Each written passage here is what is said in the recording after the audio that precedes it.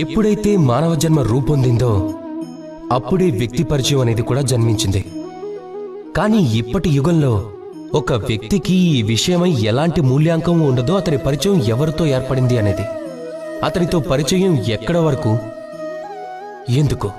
మీ చుట్టుపక్కల కూడా చాలా వ్యక్తులే ఉంటారు. వారు కేవలం తమ గుర్తింపుతో వారి కార్యం పూర్తి చేసుకుంటారు. ఇలా చాలా మంది ఉంటారు. వారి గుర్తింపుతో లబ్ధి పొందుతారు, ధనము సంపాదించుకుంటారు.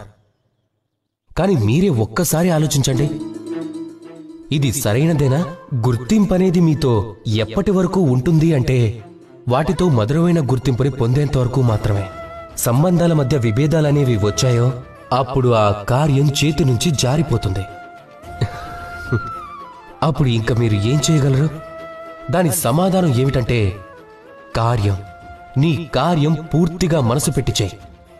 నీ కార్యం నిష్ఠతో చేయి. ఎందుకంటే పరిచయం వల్ల జరిగే కార్యం ఎక్కువ కాలం నిలబడి ఉండదు. కానీ కార్యం వలనే ఏర్పడిన పరిచయం యుగ యుగాంతం వరకు ఉంటుంది. రాధాకృష్ణ.